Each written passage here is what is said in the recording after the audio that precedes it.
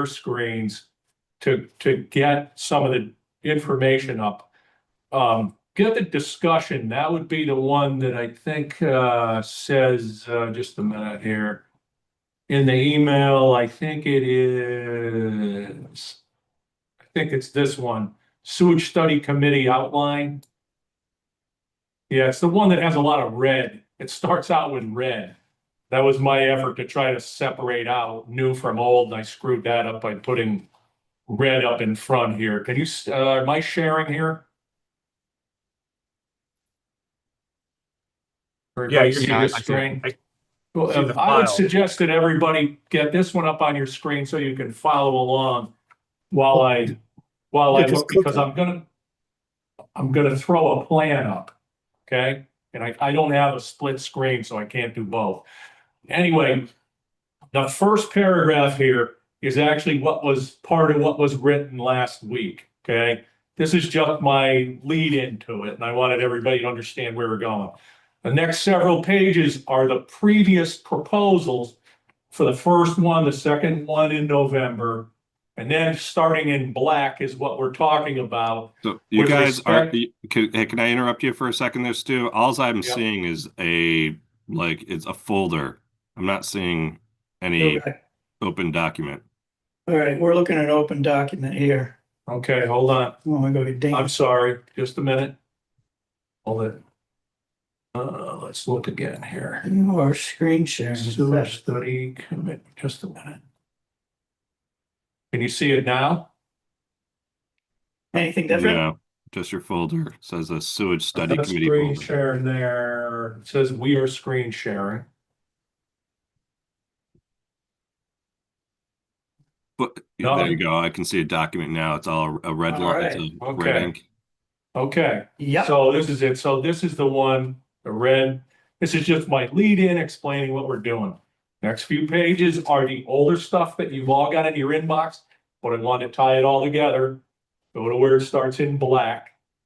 I'm going to change now to one of these colored up plans so we can kind of point to things as we talk about them. Okay.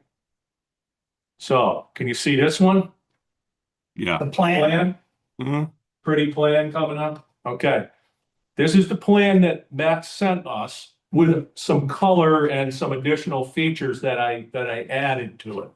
And the basic feature, we happen to know where the site is. I'm not going to say it. I guess I don't know if it's okay with Matt to say it, but we do know where it is. So anyway, bottom line is, I guess I'd go further and say we do know where it is, and we were involved and I was involved in that. So I also know a bunch more history that might be interesting to the group. So anyway, the total lot area is there's about 30 acres of property here, but about 11 or so of those acres are inland wetlands, and that's pertinent. I'm just going to point out some of the features. The upland area is this central area where these buildings are located. There are 9 lots shown on the subdivision plan that Matt sent us. This plan has the lot lines removed, okay? But there were 9 lots originally.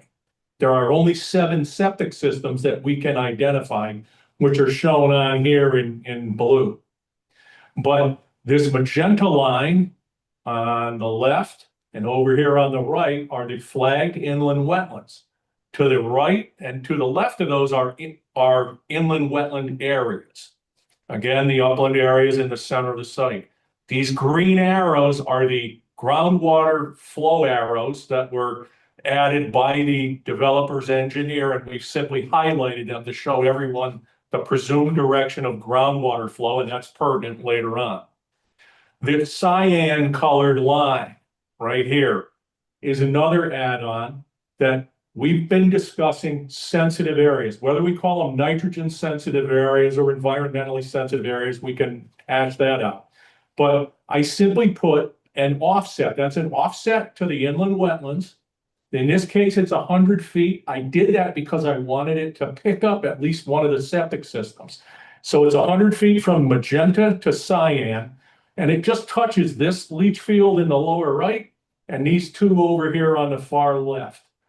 That'll be important to the discussion in a minute, but I want you to see that in my mind, the 50-foot line is more in line with the way that the regulations are currently exist at DPH, but we, again, something to discuss. And then last just for the moment, these kind of a dark brown line, these are where you might put stormwater infiltration. I put them on here for discussion later on in this whole written discussion. So I'm going back to what I'm hoping you're able to see on your screen, which is the page number 4 and the 12/24/25 update to proposed regulatory changes. Can everybody see that? Do you have it available to you? Or do you want me to throw that back up on the screen? Anybody need it back up on the screen? Yeah, could you do that just so I Okay, can? okay. Is that back up for you? It is. Okay, so. All right, I'm gonna paraphrase and run down through here. Basically, this is that first paragraph again discussing what we're doing, and then I broke out the points from way back up in here on this 11/22, points 1 through 7. Okay, and there they are in red. I simply copied them down here in bold. Okay, for discussion.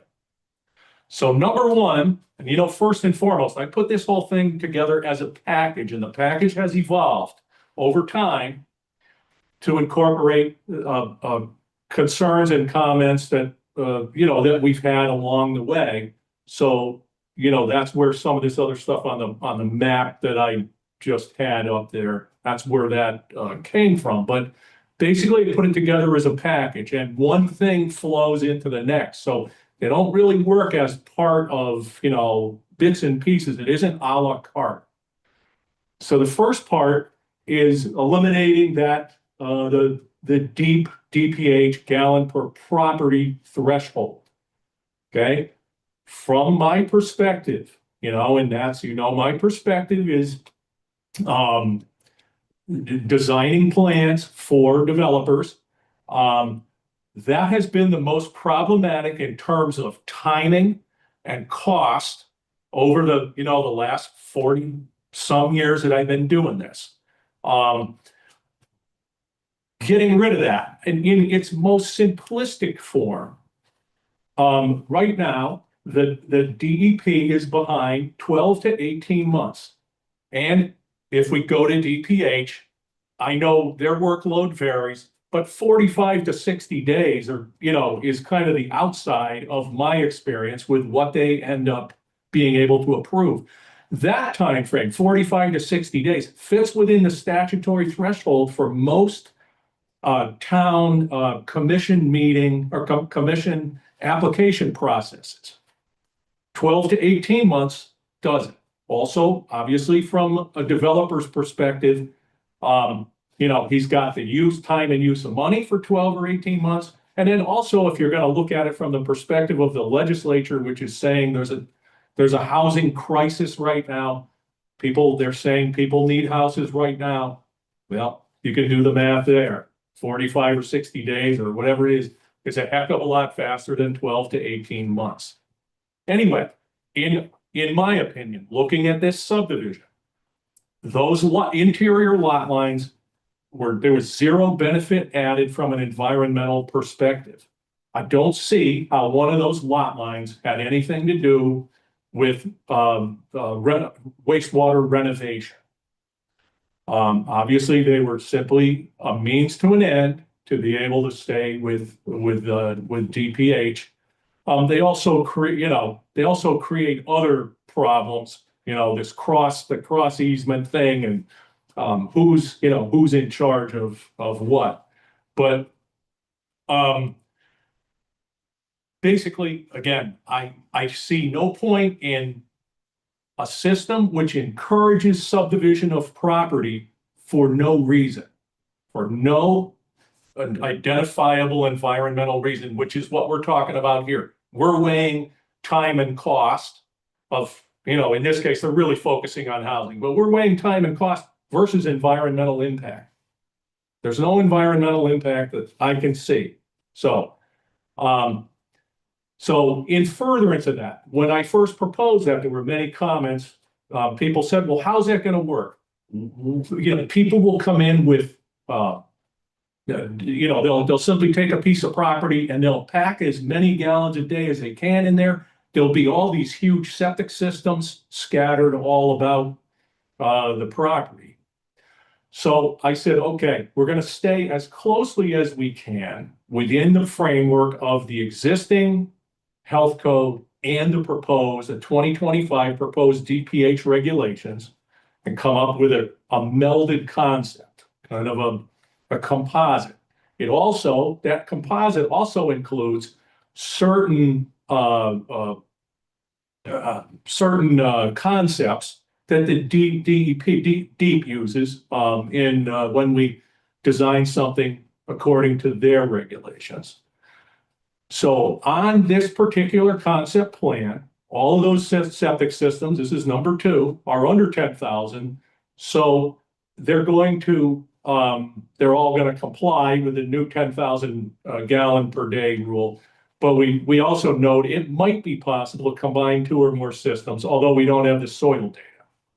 So I don't know. Also, there's other considerations like how do utilities access the rear properties? We can never just string leach fields out in a straight line because we've got to be able to get, water and power and, the telecommunications and drainage has all got to be worked in there. So it's never going to be a single piece. Also, just from a designer's perspective, I like to keep them separate as much as possible because you have different wastewater strengths and different users. And if there's ever a problem, it's hard to identify where especially when there's increased wastewater discharge, it's hard to identify who it is if there's a mix of buildings coming to it. It's much easier to pick it up. But anyway, that's just a perspective thing, a personal preference thing when I'm designing something. So these would all comply. And of course, in which this is the way the regulation would be moving forward. Stick with the proposed 10,000 gallons per day. Not going to try and change that. Number 3 is require nitrogen assessment of any system exceeding 7,500 gallons and or total discharge to one property exceeding 7,500. The real bottom line here isn't so much the 7,500 that kicks it off. It's to eliminate people from trying to skirt the nitrogen regulations. We are the nitrogen committee. That last sentence in that bulleted item prevents skirting nitrogen assessment. That means if somebody goes in there and puts in 20 individual septic systems that all discharge 500 gallons a day each, they're actually at 10,000, but they've exceeded 7,500. They've got to do the nitrogen assessment. You don't get to skirt the regulation by breaking septic systems up into a whole bunch of little pieces, so you get out of it. So just a minute here. I'm just looking as I scroll down here. My eyes are. I'm having trouble as an old guy reading stuff. So real quick, Stu, just so you know, that actually is baked into the proposal that's currently before us. So that's I know a lot of it is. Yeah, I know a lot. That's what I'm saying. I'm just saying these are the places where we, as closely as possible, are already, we're going along with the regulations that are already in effect, or proposed to be in effect. So I just want to point out that subdivision was, that would have the 9 lot or 7 septic systems proposed. That wouldn't have been required to do any nitrogen assessment under the new regulations or the current regulations. 5,000 gallons, even if you went to 5,000 instead of staying at 7,500, None of those leach fields was over 5,000. Their 4,500 was the biggest one that I saw. So those guys skirted everything. No nitrogen assessment. Okay? Now, this is where I introduce the idea of the sensitive area. I simply put that 100-foot cyan colored line on there that we talked about, just so we could all say, this is the concept, not necessarily 100 feet. I think 50 works better because it's already baked into the DPH regulations in several locations. But I put it in there so as a concept to say, okay, these leach fields touch.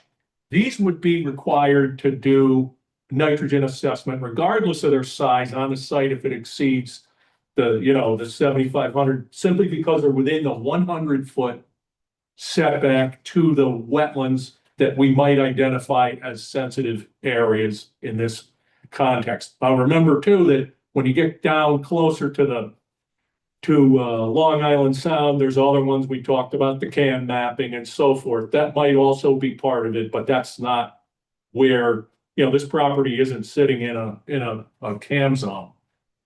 All right. So next one, number 4. So I said, okay, if we're gonna look at this again from the perspective of a nitrogen group, we probably, and this goes, Mark also brought this up, if you recall, talking about a couple different things. One of them, the nitrogen model, to be fair, probably should be upland area only. It shouldn't include wetland area.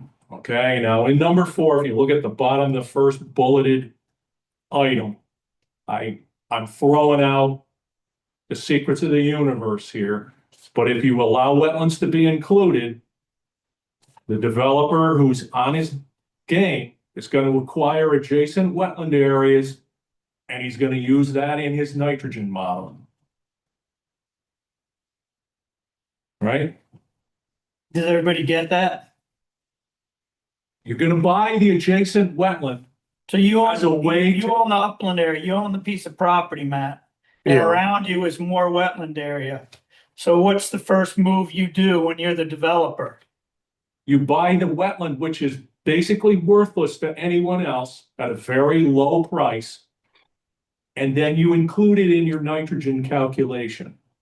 Okay, so which calculation? I hear you on that. Or the one that you proposed, in last spring. Okay, the Took into rudimentary one. Took into account all property area owned by That's as part correct. of the development. So That's if consistent. the guy looks at his nitrogen assessment by that model and he says, oh, it doesn't make it. And he looks out there and there's a piece of wetland available. He can go to that guy and pay nothing for it, pay peanuts, and those people are happy to get it. That's how he's going to do it. That's And fine. now, in keeping with in keeping with the way Deep does their models. When we calculate, dilution, it's the upland area only that contributes. So, I mean, this is good. This is what I'm saying. I know that, when they start reviewing it, they would come up with that anyway, but there it is. So the important takeaway here is, in the model, it was very simple, the simple model that was proposed, and I like simple, but I think we probably have to at least consider site-specific variables. And that's where we would get site-specific infiltration values, all right? And it's pretty simple. There is a spreadsheet that I'll share here in a minute, but basically you can calculate the specific infiltration values very, very simply. Every engineer who does this is going to be able to do it very simply because they've already got the watershed areas broken out for their stormwater plan. In order to manage stormwater, we've got to come up with drainage studies. The drainage study breaks out those areas by whether they're, impervious or grass or woods and so forth. Okay. It's really easy. And when you do this, and we'll look at that spreadsheet in a minute, you'll see why that's important. But It also introduces the idea of infiltration. Infiltration is a standard technique for stormwater management. It's a BMP in the Connecticut Stormwater Management Guidelines, which are in part written by DEEP. It also, from Alicia's perspective, it provides base flow for all the streams and rivers that surround that. In other words, if we simply manage stormwater by detention, which means the water goes into a basin and then bleeds out over time, that water, within 24 to 48 hours of the time it falls on the ground, that water's gone. It's in that stream or river, and it moves off. But if we infiltrate it, that creates base flow in the summertime, especially in low flow conditions. The streams and rivers appreciate that infiltration. Right now, down in the CAM area, the coastal area management area, as a general rule, we are required to infiltrate 1.3 inches of runoff from the site. If you look at that statistically, that captures, 70 or 80% of all the rainstorms in Connecticut. So wait, real quick, before we get too far, I'm just trying to understand. So what's currently at hand is an extremely simplistic formula that just basically looks at the lot area and the amount of sewage generated, which then determines how much nitrogen's generated, and looks at a dilution factor. Yeah. And then the other category is if you're within these certain areas, or nitrogen sensitive areas, you have to do DEEP's formula. You're saying that you want to take that simplistic formula and make it more complicated? Is that basically what you're saying? I'm saying we're coming up with a package here which satisfies the concerns of many of the stakeholders here, because the very simplistic viewpoint, to put it bluntly, I would be surprised if it lasts a year before people get right in there and say, we got to change this. That was one of the first things that I saw when I watched your teleconference, your Zoom meeting last spring, when you said it's very generous, and we agree. It's very generous to the point where I can see some of the stakeholders in very short term coming back and saying, Matt, this thing is too simple. We got to augment this. Okay. I mean, that's fair enough. I just want to understand. That's the way I see it. And I see it, if we take a fair stab at it, but still be generous. This is still, reasonably generous. It isn't DEEP's model, but it takes components of their model and introduces them so that it gives everyone something. It's a compromise. Let's say it's a compromise. It's not perfect, but it's a compromise. Well, this all started with the hope of reducing the cost of housing, yet not taking a step backwards for the environment. So the proposal was very simply take your model, Matt, and eliminate property lines, because property lines don't change groundwater flow. So that was the proposal, but there was pushback. And as I understand it, Stu's responded to the pushback. Yeah. And is now offering, I guess, some options to that pushback, with the hope of still eliminating this property line game. That's where I understand we are. And Matt, there's something here that I guess is obvious to everyone. This is just another tool in the toolbox for the designer. It doesn't mean he has to go this route. They can still subdivide. They're still going to be able to subdivide. Subdivision is here to stay. Yeah, but there probably will be some. What's that? So what you're telling me then is if they go back and let's say this property here, this new simplistic formula that's not as simplistic anymore, let's say that doesn't meet their needs in terms of the amount of development they want or where they want the development, they could still go back and subdivide the lots then and then get away with it. So that's like... Well, they can, but why require them to do it? See, to move forward. What they're trying to do is move forward in a timely fashion. It isn't because they hate DEP. They hate waiting a year or 18 months. Well, I can respect that. Then we need to fix that with DEP. We need to give them the resources. Well, DEP, to their credit, has tried repeatedly in my tenure in this business and failed miserably and gotten worse every time they've tried. Well, It's right just the now, nature of the beast. it could be, but I can attest to the fact that it's almost impossible to get engineering staff. So they're trying to get people. I think they're trying to get that.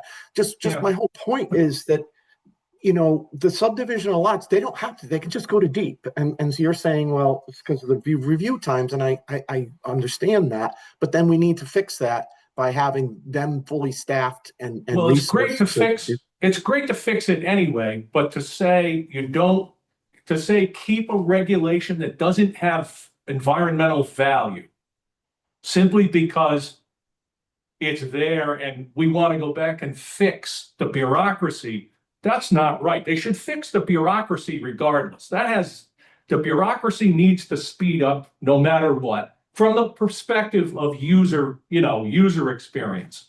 But retaining a regulation which doesn't, really, I mean,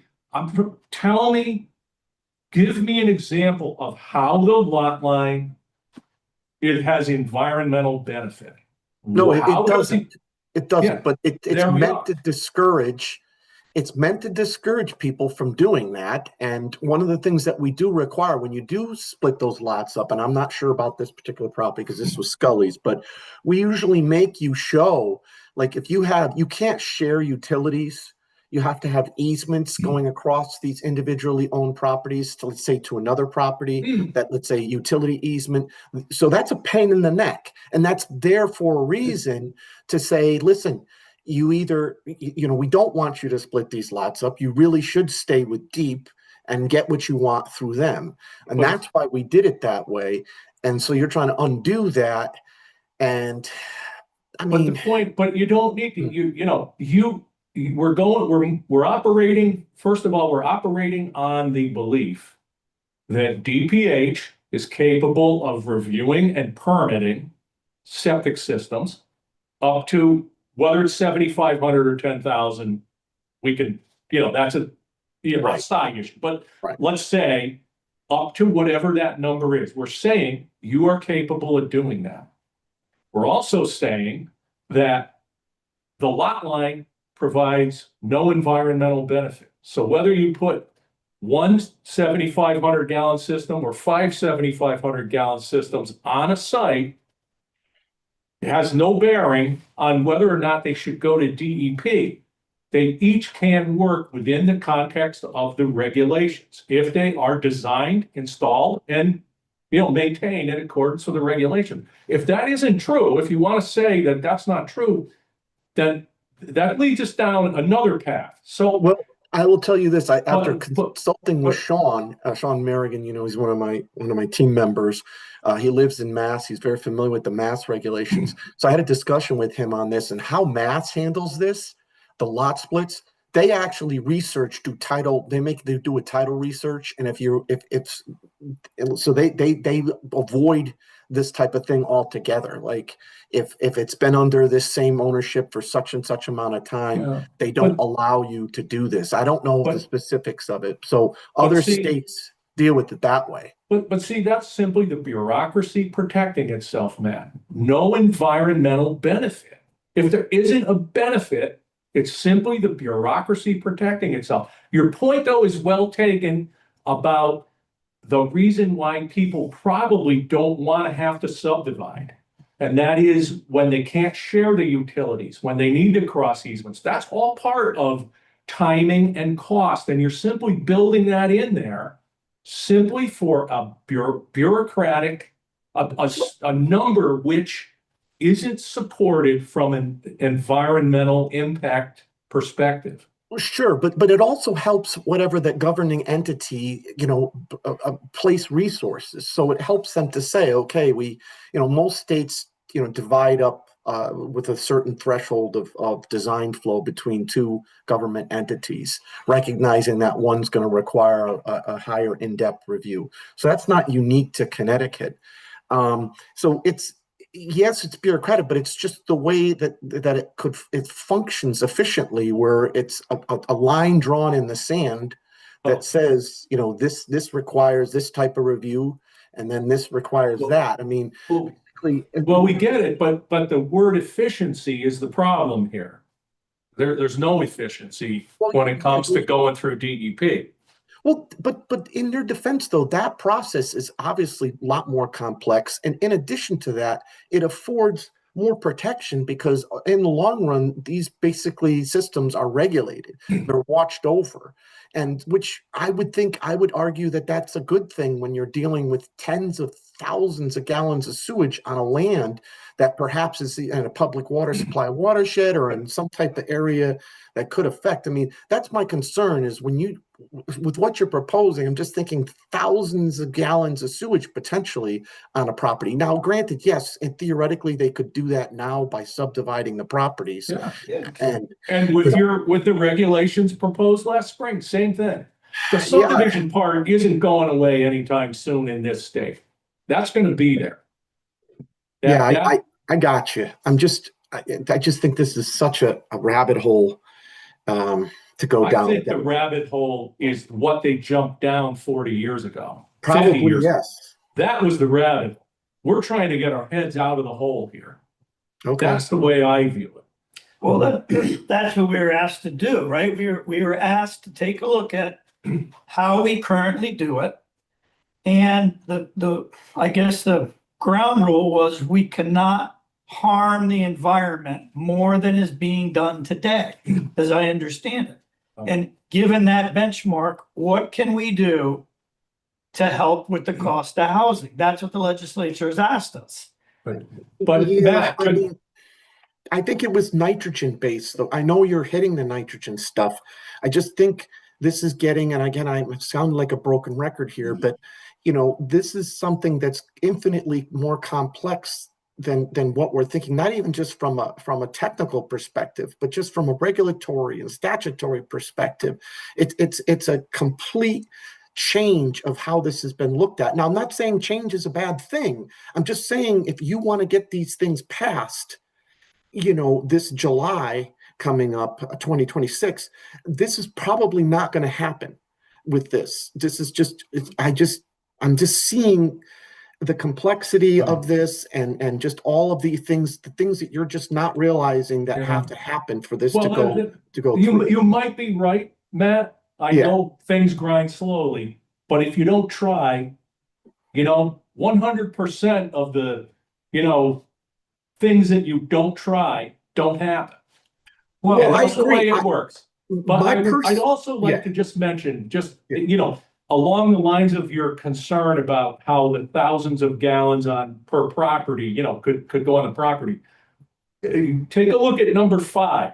And this puts the limit, which is the precise limit that you had in those regulations where you said, if you backed out of that, 1,635 gallons an acre was the number. What this does is we'll call it equalizes the ability of the developer when he subdivides or when he doesn't subdivide, because he can only get 1,635 gallons an acre.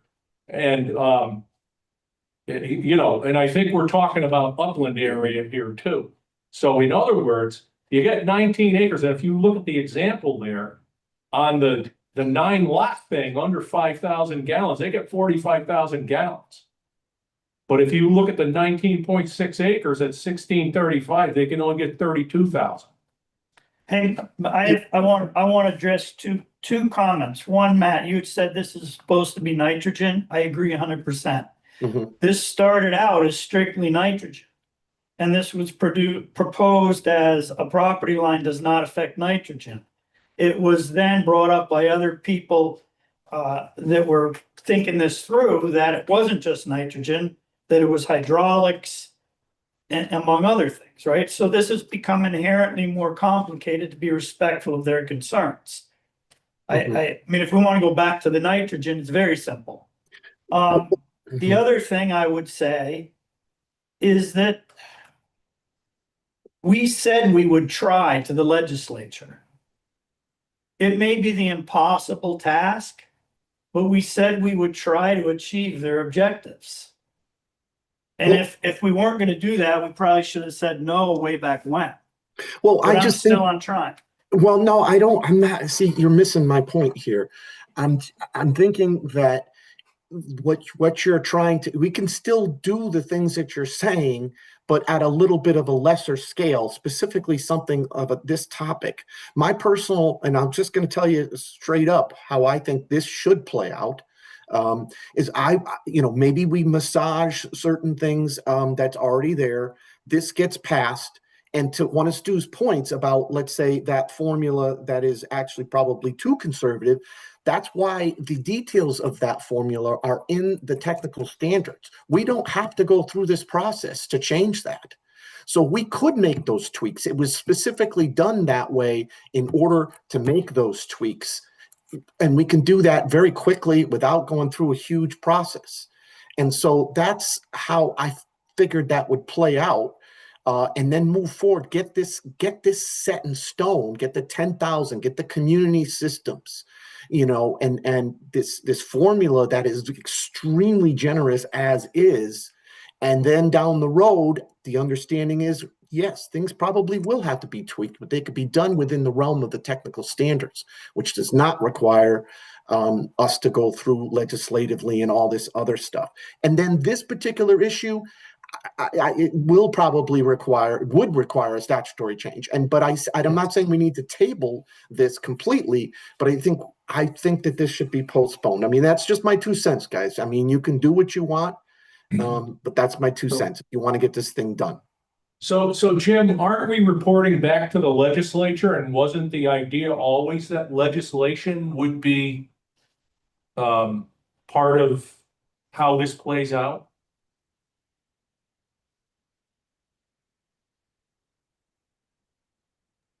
Yeah, I mean, obviously the goal is for us to submit a report to the legislature. The legislature would then in turn, utilize that report while contemplating any sort of legislation that they may be proposing in 2026.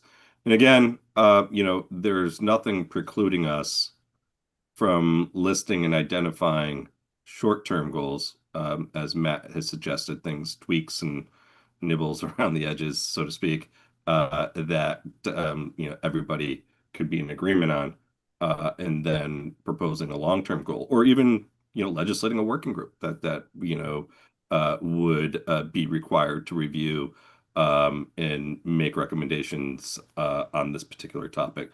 So there is the opportunity to identify short-term solutions and long-term solutions, and it sounds like Matt at least is adamant that this, if it is a solution, it be a long-term one that can have a lot more consideration given to it, in the future.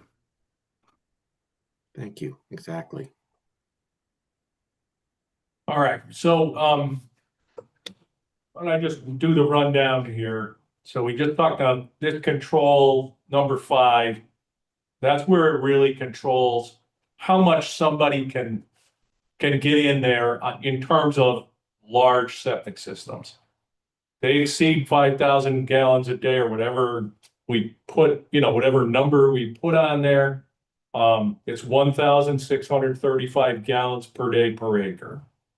So that's the same number that they could get based on the formula that was written into last spring's regulations. And this, here's the calculations of how much they could have gotten with no nitrogen, without a nitrogen assessment. Okay.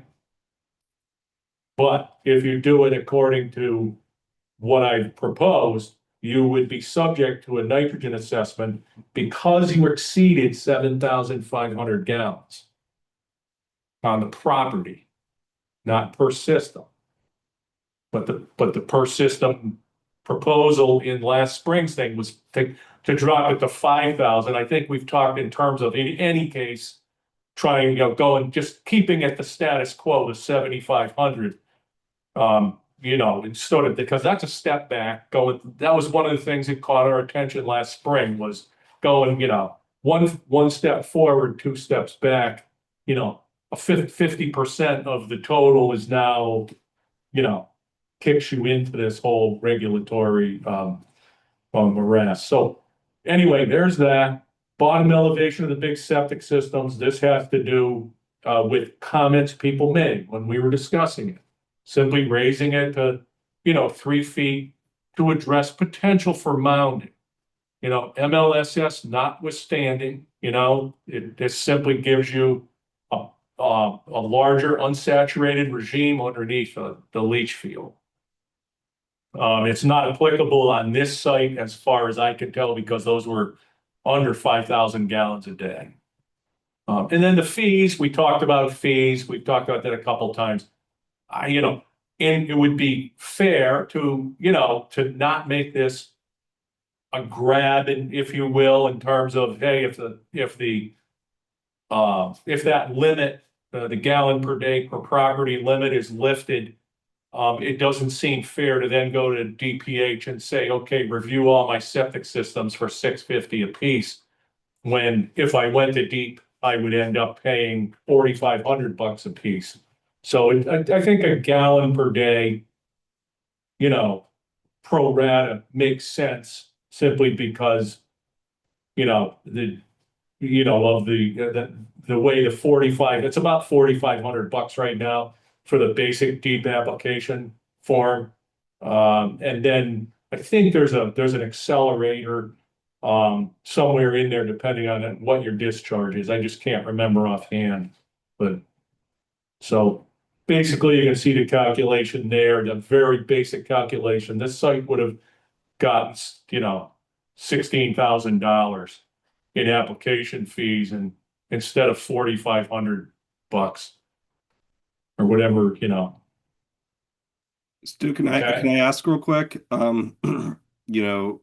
Between the additional soil requirements and adding a different fee structure that is more reflective of Deep's fee structure, has there been, you haven't really kind of done the analysis of the cost differential for this project, have you? I mean, obviously you've I didn't, because identified the this- fee, but Yeah. what about the cost of the additional soils? Like, the obviously this additional project soil- didn't yeah. need them, but No, if you the didn't project need did them. need them. Yeah, that would always be a site-by-site calculation. And I would also suggest that it would discourage the developer or the engineer, designing for the developer, from building quite as large a leach field. If the soil conditions are not very conducive hydraulically to large septic systems, the developer's engineer is probably going to tend to spread them out, and spreading out leach fields is almost always in the best interest of the environment. Reduces the mounding, increases the area available for renovation, increases the area available for stormwater or for infiltration, for nitrogen dilution, and so forth. I'm not aware, I can't think of a case where spreading it out is a negative. You still have to respect all of the various setbacks to, whether it be property lines or wells or, foundations or drains or whatever it is. You've still got to respect those. But anyway, there's a balancing act there. But I think that was just, again, a response to, as these systems get larger, we're incorporating, that's a partial incorporation of what Deep does. Deep requires either a 2 or 3 foot separating distance from a mounded water table when you design their septic systems. The basic criteria for DPH is 18 inches above the observed maximum high groundwater, and then incorporating the MLSS to it. This again is a compromise. It's an in-between.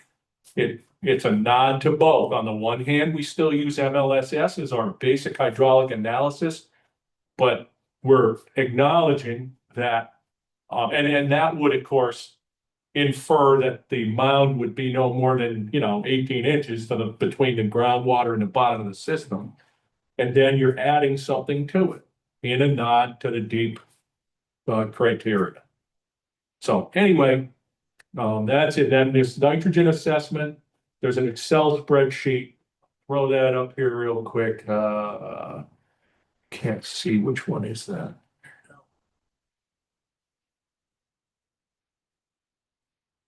This is, huh. Oh, just gotta see if I can find it somehow. I'm getting tied up here. Some of these here. Here we go. Okay, can everybody see this? Do you guys have a spreadsheet? Spreadsheet pop up? Got some calculations. Yeah, I see. Maybe zoom in a little bit. Yeah, that's There we what we're go. doing. That's better. Okay. So this is that last paragraph that I just got away from on that page. So this is that site. I had my guys go through that and pick the areas off of the site, and that's on one of those other maps that just shows calculations for areas. So here, example one, nitrogen analysis by proposed DPH regulations. This would be assuming no lot lines, one site, no more subdivision. The total lot area is over here, 1.2 million square feet. You know, that's a little short of 30 acres. Okay. The design number, GPD, that came off of the sheet that was provided, the 18,439. Here's the conversion to liters per day, 3.8 liters per gallon. These are the constants that came out of the nitrogen analysis. The 91.2 is the constant. Here's the multiplication for A, which is the constant times the gallons. The B constant is the 0.2. These are just calculations, you know, in that. And A over B, that's milligrams per liter. I didn't put it down, but that's the calculation. That's what that one says, milligrams per liter. That includes the inland wetlands. Now, if you take that same one, example two, nitrogen analysis by proposed regs, upland area only for dilution infiltration. Note that it goes from 1.2 million to 855,000 square feet, just under 20 acres, 19.6 acres, something like that. Same gallons, same everything. Okay, you should come across, suddenly it jumps up from 5.4 to 7, but it still works. That still works. Okay. Now, I'm not saying that that is necessarily the end of the world bad thing, but if we're looking at it again on a compromise basis between what was proposed and the way Deep looks at it, which is what Deep's going to come back with when they come back on, you know, with their review here. This is more in line with what they would look at. It is not exactly, but it is more in line. What we've done is I broke down B from 0.2, I broke it down to a variable, okay? And what that did was it took the infiltrative rate of 0.6, 60% infiltration was as stated in the proposed regulations. That removed the 0.6 out of that. Down here in this table in the bottom, we do a composite or average precipitation infiltration coefficient. I broke it down. This is how I would see it in the health code. Paved and roof areas, we'll call them impervious for lack of another term. Grassed areas, wooded areas, and then infiltration basin areas, okay? So here, paved means roof. It means the roof of the buildings and the pavement. This is how much there is, 529,000 square feet, okay? That's 14 acres, something like that, okay? I never put a zero value on it. Some of the water that comes off the roof and comes off the pavement ends up jumping curbs and stuff and infiltrates. There's a little bit. Actually, some water soaks into the pavement. That value, though, is small. If you look at it in the overall scheme of things, see, these numbers are big down below at the grassed and wooded. It's a small number, but I hate putting null values in. It's just not right. Grassed area is 0.6. That's the old number that we used to use with DEP was 0.6, but we used that for wooded and grassed areas. Okay, that was pretty standard. So wooded area breaks itself out. Woods get a little bit more infiltration than grass does. So I picked a 0.7. And now infiltration is 0 here. So note the 0. So here's the weighted infiltration number is now 0.3, not 0.6, 0.3. We go back up here to A over B, and look what we get. We get 10.6. So it jumps from 7 to 10.6. All we've done is taken a slightly more realistic stab at the infiltration ratios. Okay? Now what we do, this is the most realistic of the bunch. This is number 4. It introduces stormwater infiltration. Remember, stormwater infiltration is a part of most projects nowadays because of the BMPs in the stormwater manual, because many of the towns have instituted their own stormwater quality regulations that require some infiltration, because it's necessary to balance drainage reports to end up with 0 net increase in instantaneous runoff, but also volume. Volume has become a big thing, so we're infiltrating. Remember, infiltration is already recognized and written into the technical standards. There's already, some conditions imposed upon. What I did here was, again, we jump right down here to our average numbers. I simply said that of the paved areas, which are previously, see how it's 529, 811 up here? Down here it becomes 429, 811. I said, just take arbitrarily, let's take 100,000 square feet of that total and we'll work that into the infiltration area. Okay? It's about 20%. Only about 20%. We're not trying to do it all, but about 20%. If you do that and you figure 80% of that is captured and goes into the ground, right? You come out with a weighted infiltration of 0.39, which was 0.3 without it. And you come in at 9.2, and all of a sudden it works. This is how you incentivize best management practices. This incentivizes the developer and engineer to do things that other environmental regulations are suggesting, if not requiring them to do. It is to their benefit. So there it is. Right? That's a big part of the why. We wanted to see why I was coming up with this. I've been thinking about this for 40 years. And this isn't something I just popped out. Otherwise, I really did take some time off around Christmas too. So I would have never been able to put all this together if I hadn't already had my thoughts together on it.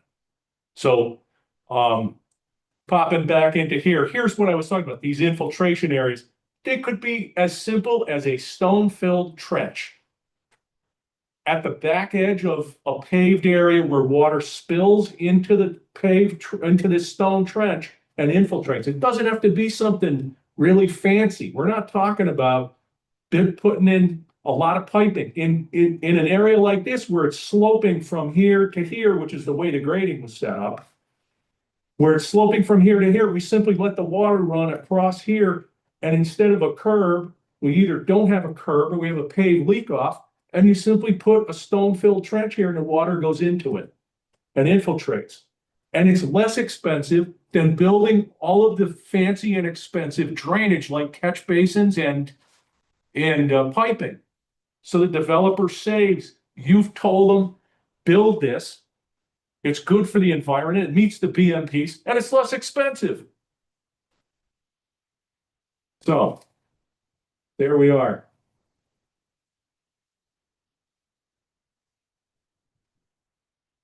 Anybody got a question about any of that? Yeah, so this stone trench stormwater system, is that going to comply with whatever the stormwater requirements are from the other, whoever regulates that in the town? Well, it's a standard way we do it, sure. I mean, it can, there are criteria that have to be met. For instance, it's got to be a certain, there's a certain separating distance above groundwater. They, in many cases, have to be 3 feet above groundwater. Well, the only And reason that's why the trench, Matt, it's a standard way of doing it. I didn't just think this up. We do these. Who reviews those? My point is, though, that that's the town not engineer. All right, Okay. a development like this development, I would be, I'll bet almost any amount of money. The town had a third-party engineer. If they don't have a town engineer on staff, they had a third-party engineer review it. So you got third-party peer review on all of the infrastructure on the site. That engineer will generally defer to the DPH or the local sanitarian on septic system issues, unless they see something silly where there's an error, like a septic tank sticking out of the ground or something. It happens, right? We all have seen it. I've done it, right? We make mistakes, but that's basically it. They're going to review, that's part of those stormwater trenches would be part of the drainage report.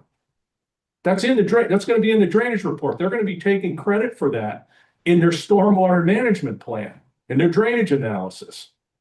But they're also going to be taking credit for it for this.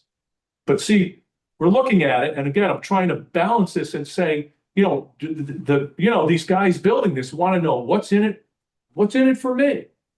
And I defer back to the whole beginning. Number one, you get rid of that regulation, and it opens up the ability to look at the sites differently.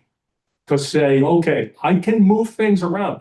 There is a good chance. Here's one of the downsides to what you had mentioned about intentionally making it difficult to subdivide and making them have their own infrastructure.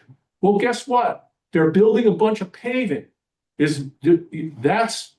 Paving is, I'll say, almost universally looked on as a negative, depending on who you talk to for different reasons. But from an environmental standpoint, impervious areas are generally to be reduced or minimized, right? And that's one of the reasons we do infiltration, is because we're trying to negate the effect of the pavement. Well, if we encourage them to do that by subdividing, we've worked in the opposite direction, when it can all be done less expensively as a package like this. So look, I get you. I understand completely. I know what you're saying about, I won't be a hypocrite after I just had a big speech about how the wheels grind so slowly and then say, well, this can be forced through. Maybe you're right. Maybe it has to be something that's suggested as a solution that they get to as soon as, they can. But if they want to move things forward, this is a good way to do it. And the sense that I got was the legislature had done a 180 away from let's stop development and conserve land at all costs to, hey, we got this housing crisis and we got to do whatever is necessary. I also just want to mention there was discussion of sewers at the last meeting. And I always kind of cringe when I hear that, because as far as I'm concerned, and again, it's part of my business, it makes my job so much easier if there's a sewer. But from an environmental standpoint, sewers are the destroyer of towns. You put a sewer into an unsewered, town, if it ran past this site before this site was developed, this site would have twice as much on it, right? If they had unlimited access to a sewer, they're going to use it. So what are we going to do? We're going to run sewers. Yeah. Great idea from an environmental perspective. And I mean, that's a very sarcastic view, but it's the truth. So anyway, but Matt, do you have anything else that you want to? Yeah, well, like I said, I'm going to be a Debbie Downer, and I'm sorry about that. But first of all, I do appreciate all the complexity and the work that you put into this, and I I think from an engineering perspective, I like everything I see. It's just, what's happening though is the rudimentary formula now is becoming more complex, which means that it's going to take more time for us to review. And it's debatable whether our program is going to get more resources, which means then the review times are going to get slower for us as they did with Deep. So, I'm just trying to, it's always going to be a balancing act and trade off on this stuff. And agreed 100% that the formula, as given was, and it was done that way for a reason, because it was meant to allow this, because we're in a crisis, to allow building and doing it in a quick, easy, simplistic manner. And it's just like a simple calculation. But I agree. I mean, the stuff that you're doing makes a lot more sense. So in other words, what you're saying now is that you'd want to work in the fact that you have infiltrative surface areas and these stormwater systems into that rudimentary formula. And it's not that I didn't think of that. Of course I did, but it was like you can't have your cake and eat it too. It's either you have a very simplistic formula, or you should go to Deep and just do the full the full calculation. And part of the reasons for that was was because knowing that development, if they want to get development, I wanted to make something as streamlined as possible. And two is that now, as that formula gets more complex, it's going to take us more time to review these things. Well, that formula's cookbook, that formula right there, you would literally provide that. It's an Excel that it's from a consulting engineer's perspective. That's great, grade school level stuff. And Well, wait. But those infiltrative coefficients, you simply put a table. People do this now when calculating average wastewater strengths and stuff. You see that things like that are already in the health code. And agencies already give sometimes, Matt, spreadsheets and Excel, and they say, plug this in, and then you send the spreadsheet, it's already self-checked for the agency. I mean, there's lots of ways we can help figure this out. Well, yeah, but the data guys, listen, when I get something in, and then my rest of my team, I check. So for instance, give you an example, what you just said. So you're saying these drainage areas, I would go ahead and calculate those to make sure, because someone could have made an error of putting in the wrong data. So I would actually go back and check that stuff. So we don't just take it for granted. And I find mistakes on things just like that. And that's part of my job, or our job, is to make sure that stuff is accurate. And I get it. I get the spreadsheets. I do the same thing. But again, it's only as good as the data that's put in. So we still have to look at the data. For instance, when people do water meter readings too, we don't take that for granted. We actually look at the meter readings, look at the individual ones, do the calculations ourselves. And that takes time. And it's a similar process for this. I'm not saying it's going to be a huge amount of time, but when you multiply it times, there's more projects that we get with this, it's going to start causing delays unto itself. Perhaps, but again, Matt, would it help? I mean, what do you guys think about if you had a licensed surveyor or somebody that does this, at a very high level, that could provide those values? Yeah, I mean, I suppose, there's different ways to do it where you could trust that there's a third party then that verifies that the data is accurate, and this and that and the other thing. That's kind of what you're saying. I mean, sure. I mean, those are things that we could look at with the details further on. And again, Stu, I just want to make sure that you understand, though, I do appreciate all that you're doing here, and it makes a lot of sense. But I'm just, like I said, my ultimate concern is this is so complex that it's not gonna get into the time frame that we're trying to shoot for. But that I think this should be kept going, and that allows further discussion. We can get into the weeds with this when we're not under such a firm time frame like we are right now. That's my only concern. Makes sense. Can I ask you guys one thing? and excuse my ignorance here, when we wrote in the upland wetlands area, I was under the assumption, maybe I was incorrect, that the way we wrote it was the understanding was that each town does have its own individual distance, and that would be factored in. But what you guys might be proposing, which again I'm not objecting to, is that you want to take a uniform statewide and say Yeah. whatever the wetlands is, 50 feet off of it or 100 feet off of it, that's it. Yeah. Is that kind of what you guys are Yes, thinking? that's the one that makes sense, Matt, because Yeah. if for no other reason than towns, you look, you're doing this, our intentions, all of us, you, us, all of our intentions are good here. We're trying to come up with something that's fair, but also it has to be uniform. You can't be at the whim of various town agencies, because if the town agencies find out that, oh, by the way, if we make it, if we say within 1,000 feet of a wetland is our regulated area, every septic system that comes through here is going to need a nitrogen analysis. Even No, if that's they're, completely fair. So can I I give you don't think guys a it, I think it's recommendation? completely unfair. I think it's, are they going to get to say tomorrow, we want to come up No, with I our own mean, what you're septic system saying is a design fair regulations? comment, Stu. That's what I meant. But here's what I need from you Agreeing with guys you, then. Stu. No, I saying- agree. I'm sorry. Saying I your got- point was Oh, okay. fair, Yeah, not, your Okay, point- sorry. your point- I thought you were supporting the.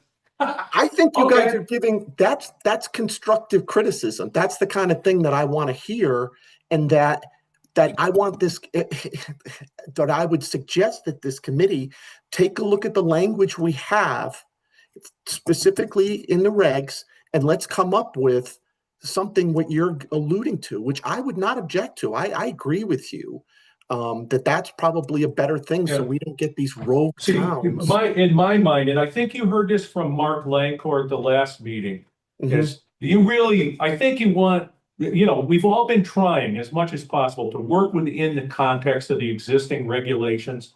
You've already got 50 feet written in to the regulations in several locations. And I would say that's probably the number you go at. You say that it's required. That doesn't stop a town commission. You can make the point. We can all, for the record, and because we're being recorded here, so somebody understands later on. We're not saying that the town can't require, the town inland wetland commission, they still have the right to require, reasonable engineering reports about proposed septic systems or houses or whatever it is. And we have many times done nitrogen analysis and effluent renovation analysis for various commissions where their regulated area, upland review area or buffer area, depending on how they term it, might be 100 or 150 feet. There are a couple of towns here that are even 200 feet from certain certain specific resources. So we've done those many times, but I think saying that, it's perfunctory that they do it within 50 feet, that protects the towns that don't have, a significant regulated area. And I think, Mark made the point that Greenwich is still like at 25 feet. Right? Yeah, And if no, that's this is true, good. This is I'm good. gonna accept that at face value and say, okay.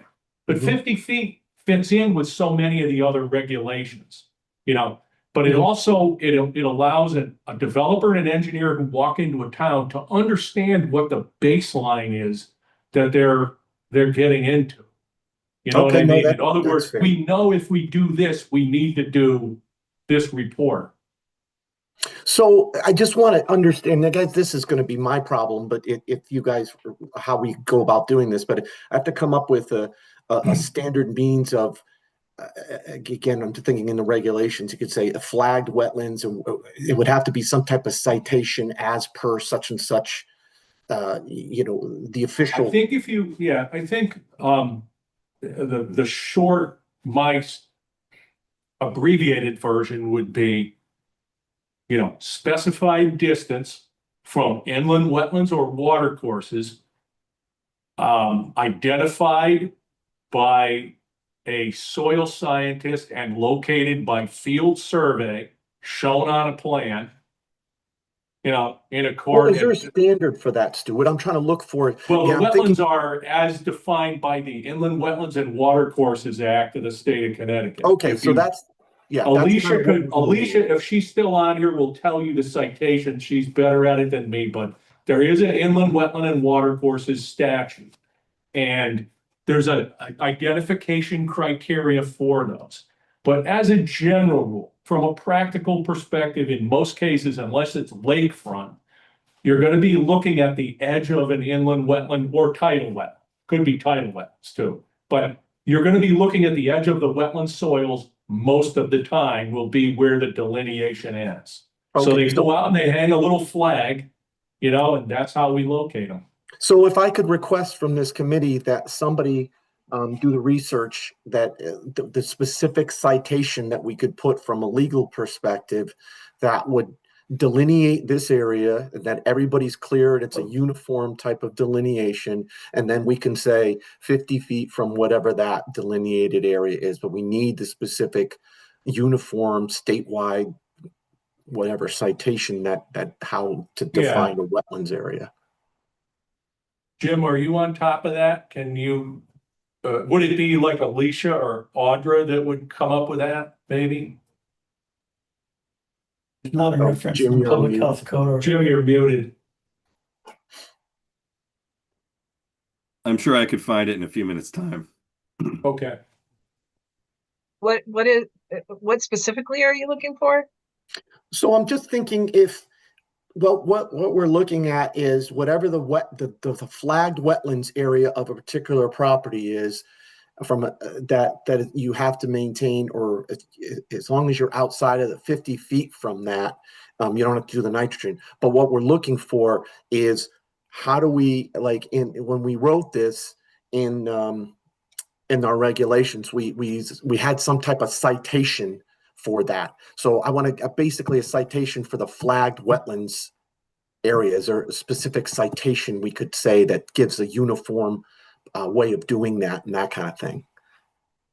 Yeah, So I can find it, but there isn't, it's not like there's a minimum in the statute. And what would be the associated regulation with the statute is a model regulation. It is not an official regulation.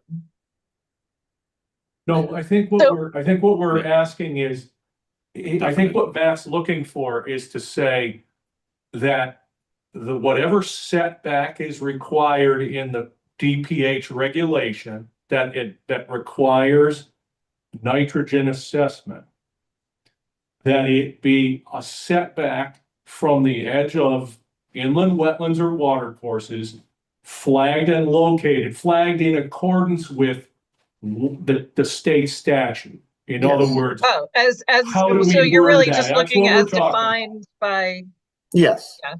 yeah, yeah, as defined, that's what we're talking about, is just getting that. Right. So everybody knows what the heck we're referring to. They can look up the statute or whatever and say, this is what I need to do. so I think I'm happy to work on that, but I really want to have an opportunity to talk to some soil scientists about the just to make sure that we're not missing something here. As I mentioned before, that upland review area is more of a sort of it really doesn't take into account a lot of the variables underneath the ground, and soils and different kinds of, there are some folks that I want to talk to first. And while I understand that, not everybody is away for Christmas, a lot of those people are. So I really need some time to be able to talk to some folks about this so that I feel comfortable with naming any sort of distance like that. That seems reasonable to me. I mean, we want that input. If you are just looking for, definitions of wetlands under the statute, it's 22A-29. Okay. Well, so what Alicia's saying is, okay, so we got that delineated area. She still wants some time to be able to digest whatever distance from that this committee comes up with, whether it's 50 feet, 100 feet, or 25 feet, or whatever. So I think that's what she's trying to say. Yeah, well, that's, yep. Yeah, so we can talk about that our next, we're gonna be meeting in what, a little over a week, right? Mhm. So that's another something else to, I mean, there's a general rule of thumb already, right? I mean, don't most towns on average require a 50 feet setback, 50-foot setback? I Well, mean, I it know they really, vary, yeah, but it does vary from town to town. There are actually some towns that don't have not defined an upland review area, have not even adopted the model regulations. But some towns actually have different widths based on the value of the resource. They might have something different for lakes and ponds or rivers, or so it really does. As you know, Jim, we love to do things 169 different ways. And so there's a lot of different, I really don't know if there's a good average, and I'll check on the Westcog has some pretty good data, and I'll look and see if they well, have one of any the sort of things, yeah, information just like that. one of the things we just need to keep in mind is we're not taking away the ability of the town to require it anyway. They can always do that. We're simply saying that if you do this, you must. We're setting the minimum bar here, but the bar can be set higher by the municipality. That's their right under the statute. So, I think all we're looking for is the guardrail. We're just setting up a guardrail here.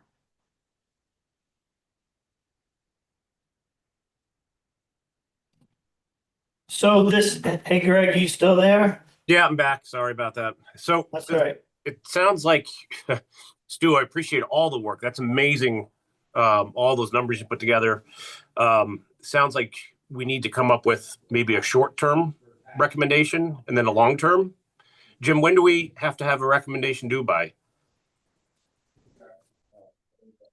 this working group should submit I'm sorry, the subcommittee should be submitting its recommendations to the working group by January 14th. So we have 2 weeks, Hmm. essentially.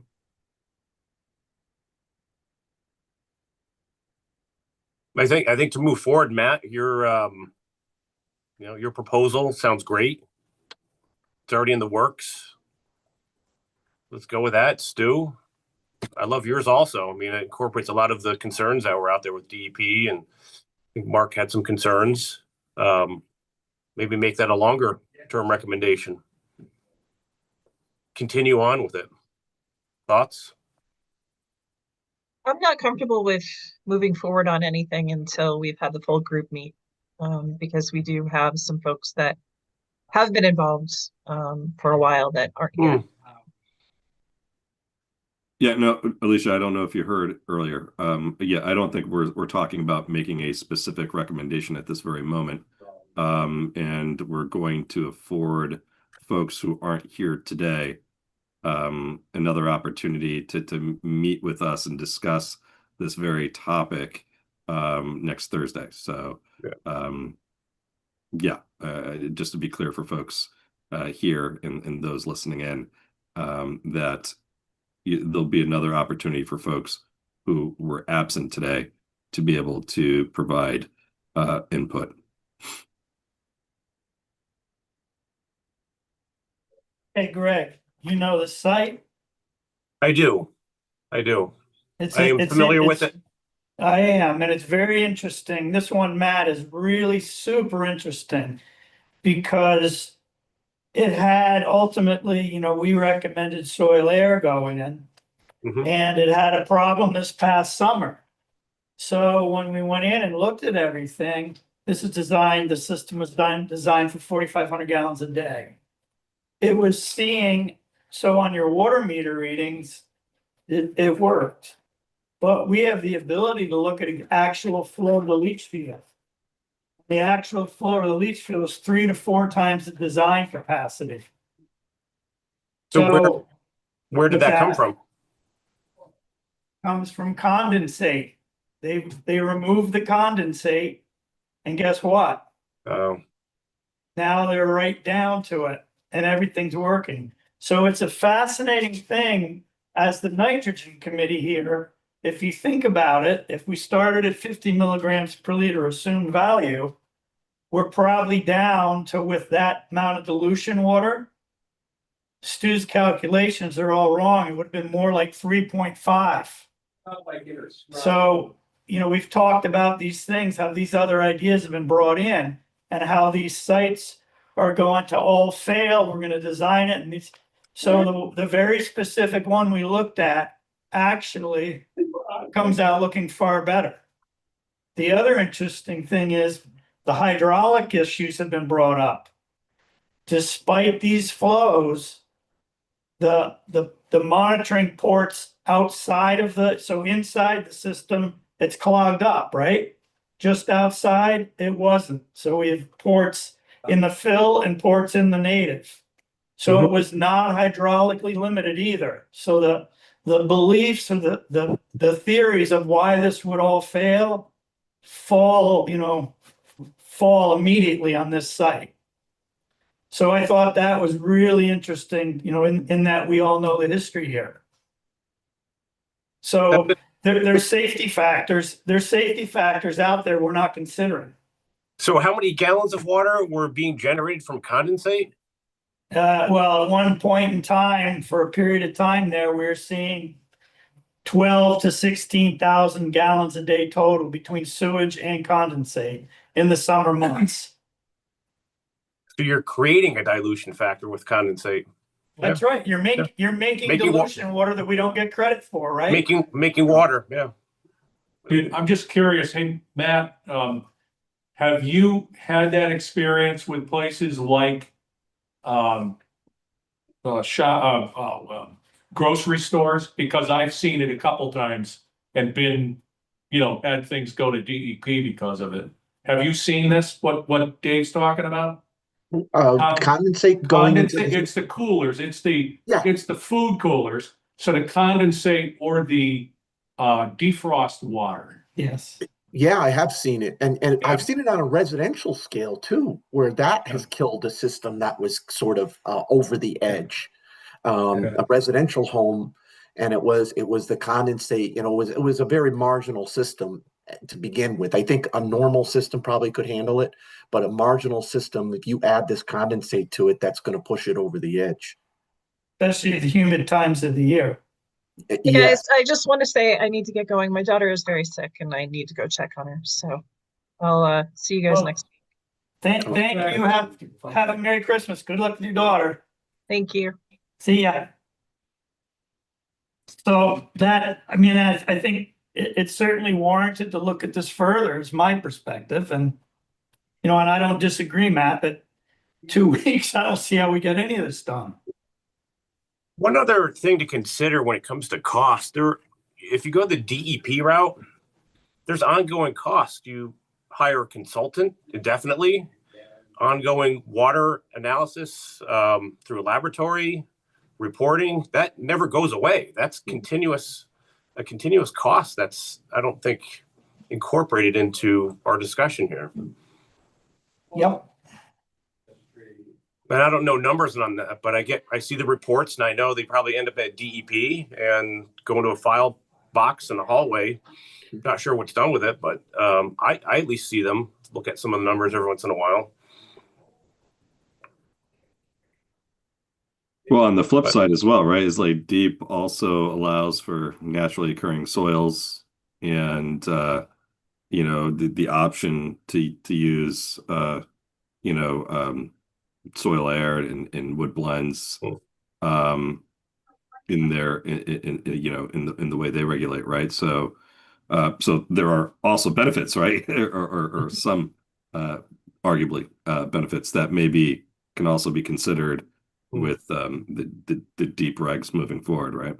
Good point. Well, Yeah, you Matt, could develop a lot. we could do that on, we should be able to do that on DPH though, because those are DPH already DPH approved. It's just assuming the DEP values or to move forward? Yeah, I mean, we talked about the challenges of that, and I'm not going to get into that, but the Well, idea let's, is I'd like to talk about it because Sure. I think that's the nitrogen piece of it, and we yeah. should. Well, okay. So Dave's question is basically this, or his point is this: is soil air technology in addition to these wood chip based nitrogen removal systems are currently approved in our code. And years ago, when at least my understanding, this was probably 20 something years ago, when soil air came in and they said, well, we want credit for nitrogen removal. And at least this is what my understanding was. Deep said as soon as we give you credit for nitrogen removal, then it's an alternative technology, and we can't do that. And that's why we weren't able to give any credit for at least DPH. When I say we, DPH wasn't, because we don't have authority over alternative technology. So I think that was the stumbling block. If things have changed with that, Yeah, I could help you with that because I was part of it. yeah. So what the definition of alternative is where the treatment occurs somewhere other than a septic tank and a leach field. Mhm. What was deemed by the DEP, there's the memo written that it is not alternative because the treatment occurs in the septic tank and the leach field. So it was deemed non-alternative, and that's why the DPH could use it. The DEP also looked at it and said, they looked at all the data, Antonella did it, Mhm. and issued a memo that based on the technology, it got a nitrogen removal factor assigned to it. So that's the history. I do remember that. And so, I mean, bottom line, if that's something that this committee wants, DPH to consider, then I think ultimately, I mean, that's not a bad thing, obviously, but I think ultimately, though, we would seek clarification from Deep as far as AT, although we all know that that's eventually coming to our office as it is anyway, DPH. So maybe it's sort of a moot point, but I mean, in the interim, if that's something that needs to be looked at, I mean, sure, bring it up. Both of those technologies have already been approved by DPH. You're not doing anything different, Matt, right? Well, This is on this site right here. sure. Soil air is on that site today. And in Saybrook, there's multiple sites that have wood blend systems. So it's already been approved. You already have the authorization to do it.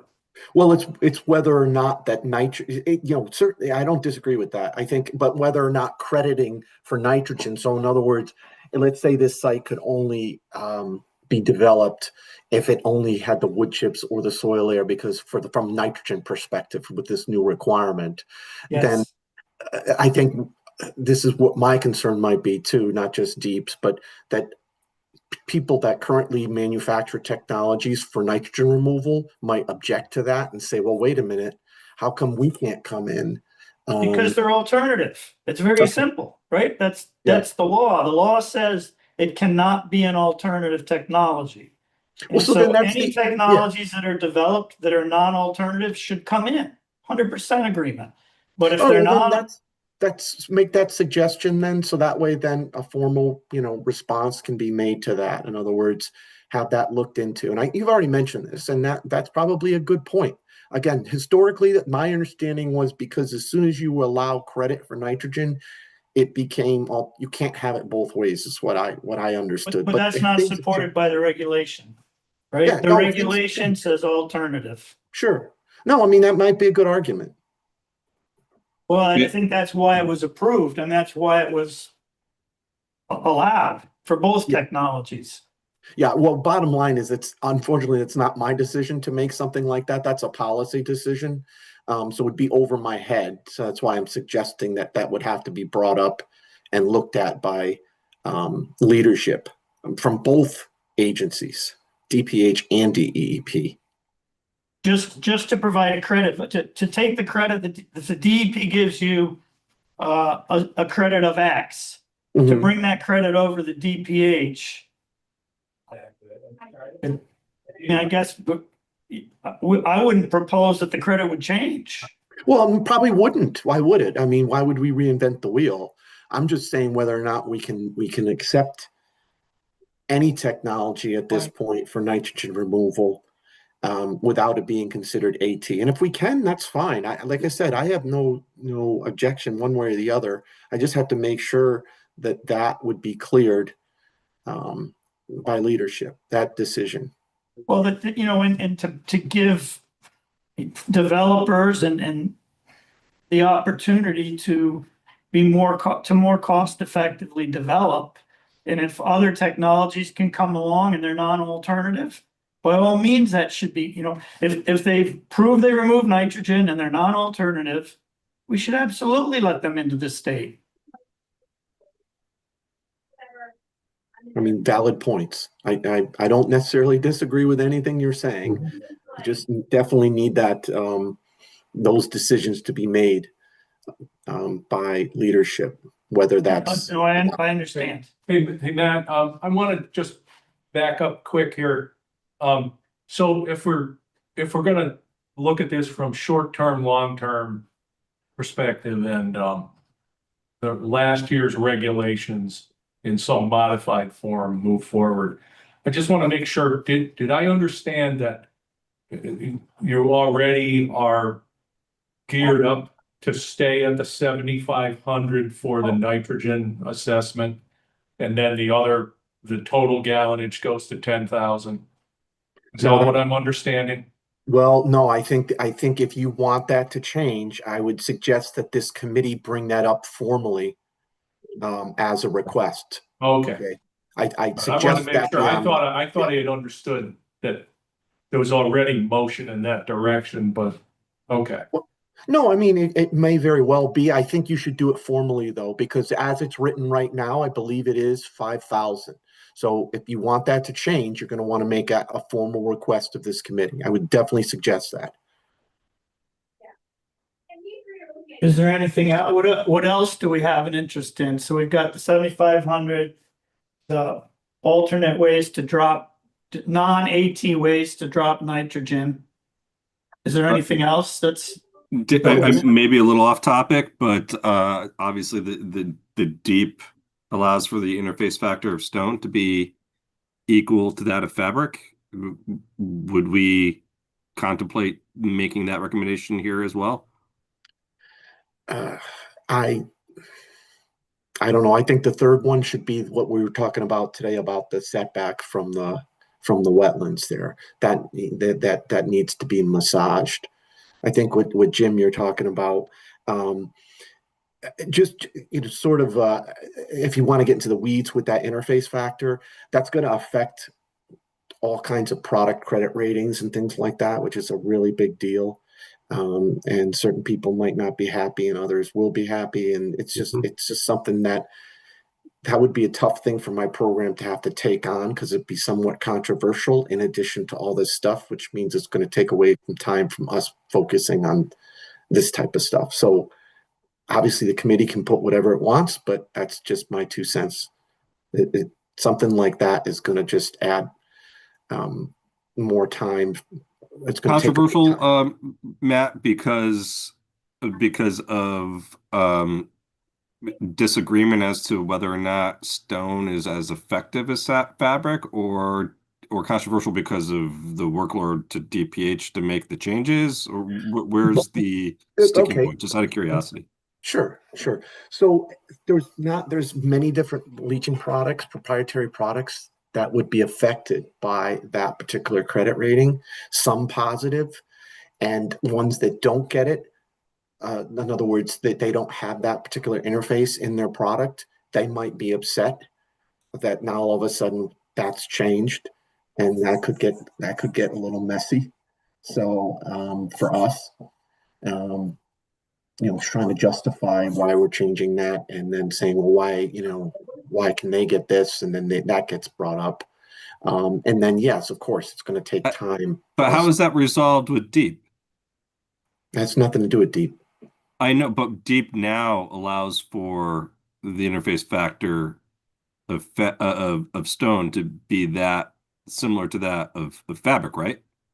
They don't differentiate. They don't differentiate, right? So how did they resolve that? Is what I'm asking. How did they get beyond that? I honestly don't know. I wasn't aware that they credited products that much differently than what we do. I wasn't aware of that. Like I said, I don't look at their details. I thought most of the time they just follow what we have in terms of our credits for the most part. But if I'm wrong on that, then maybe that's the case. I mean, and if what you're saying though, maybe that's a good argument then to justify that then. In other words, the change and say, well, if deep pass it this way, then why don't we? Yeah, that's really what it boils down to, Matt, is when you're on sites with a lot of pavement, being able to put something under pavement has value. And generally it becomes a stone, right? Something made out of stone that can handle the wheel loads. So currently on the DEP sites, that's available. But if it were shifted over to the DPH, that would presumably not be available. Okay. Yeah, I mean, the whole other thing too is, in all honesty, I wish my program had more time to look at that formula that was derived probably 30 something years ago. I mean, whether or not that formula is even valid is probably debatable. So that's my other just sort of apprehension with this, that I think it's a bigger issue than just this one interface factor. I think the whole formula unto itself is perhaps needs to be reevaluated, and it's just not something that my program has the time and the resources to go through. And that's my concern. That is antiquated. And I think where I'm coming from, Dave, and I think we showed you years ago. I think I designed a system of myself and using that formula, and we came up with a credit rating of 100 square feet per linear foot, and that's why we have the 29.9 restriction there, because that formula doesn't have the guardrails on it to be realistic. So Well, in other states, you would be amazed at what that equates to. You'd be absolutely stunned, and they work every day. But my belief is that we should be tracking the performance of these systems, yeah, right? And I think the software, I think one of the recommendations of this committee has to be tracking the performance of all the systems we're putting in the field.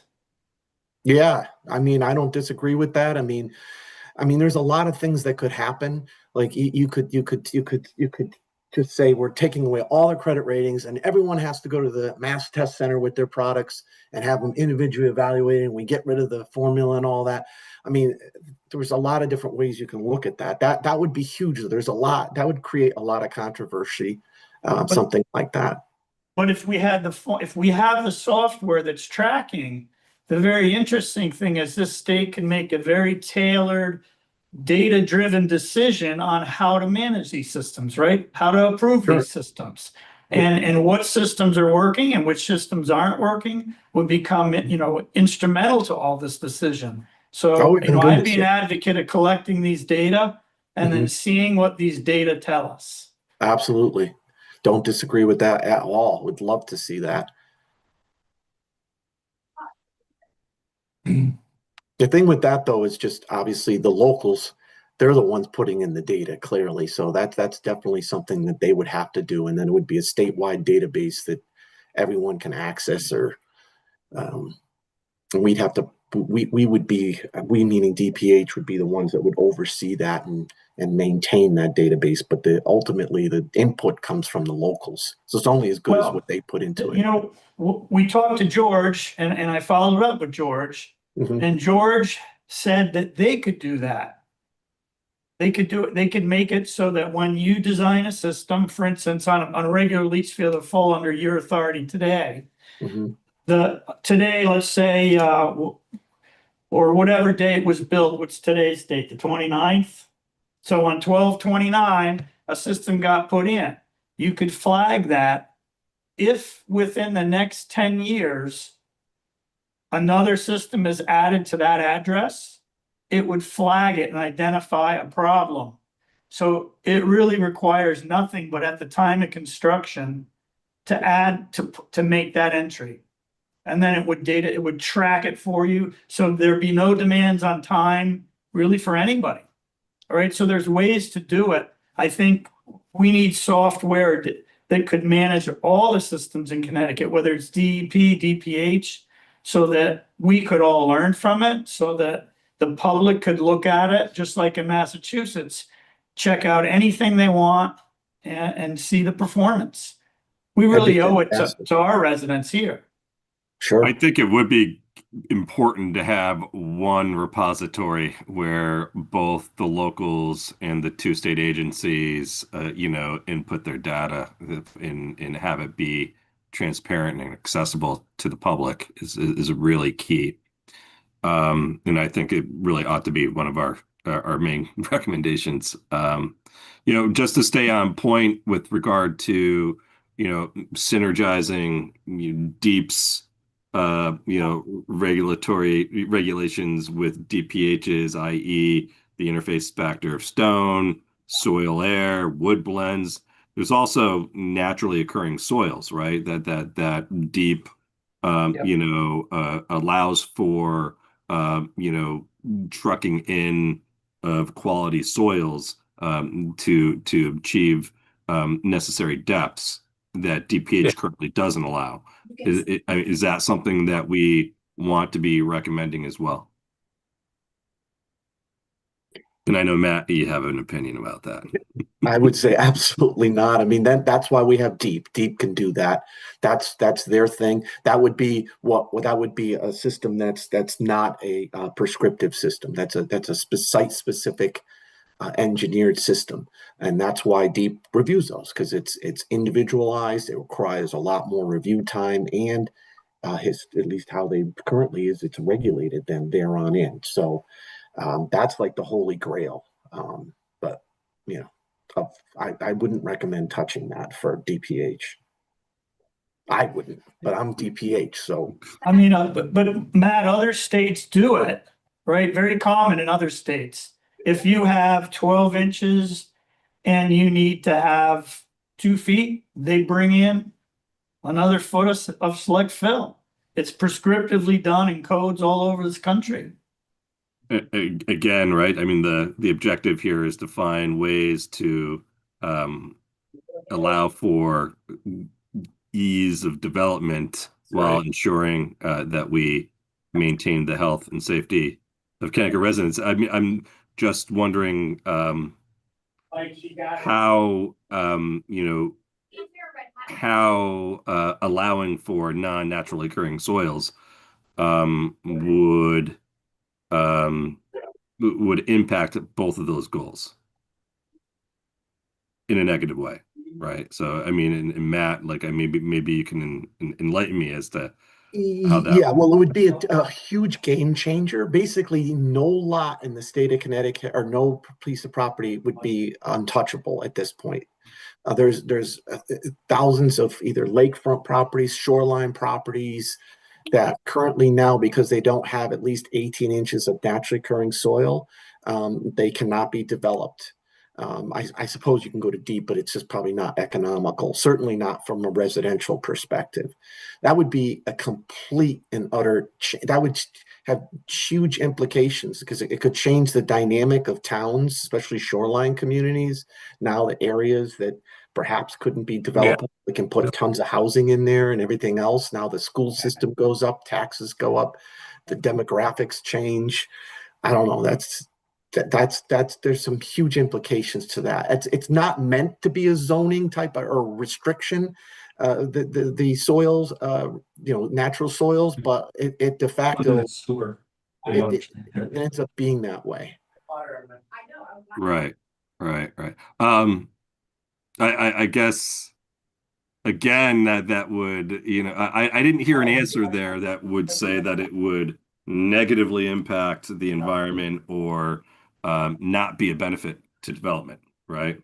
Well, that's correct. The system, though, Jim, would have to be engineered specifically for that, and I would say it would require a deeper dive than what DPH currently does, and the local health departments, because it's highly individualized and non-prescriptive, And that would require, again, a higher level of review, and that's going to change cost. And then it could be argued that, because of that sensitivity, that it should be maybe perhaps be regulated and overseen in some way. But again, those are things, sure, you can bring anything up, but that's what the opposition would say. Those would be some of the arguments. But by the way, we do allow you to use select fill all the time. It's just you have to have that bare minimum of, in other words, select fill for the design of septic systems and so on. You have to have that bare minimum. In the case of ledge rock, you have to have 2 feet of naturally occurring soil above ledge rock to even be considered for development. If you don't have that, it's game over. But even with that 2 feet, though, you still have to bring in select fill. So we do currently have it. I would think most states have something like that. Otherwise, you could literally take a pond and drain it and just fill it in with sand and install a septic, or take a cliff that's just a knob of ledge and just bring in sand and then put a system there. I don't know. I find it hard to believe that there'd be a lot of states that would let you do something like that. Well, it's obviously, Matt, some states, there's nothing, if you have 12 inches or you have 18 inches, magically going from 18 to 19 inches doesn't, we get the engineering side, right? I mean, the belief that 1 inch has some criticality is completely far-fetched. So there's states that say 12, there's states that say less than that, there's states that say more than that, right? So the question ultimately is, from an environmental perspective, what's protective and what might help with the cost of housing? I don't know that we'll figure this out in the next 2 weeks, but I don't know that it's not a valid question. Maybe it is. You could certainly bring it up. I would just say you got to remember too that we're working with a prescriptive code, which means we have these lines in the sand.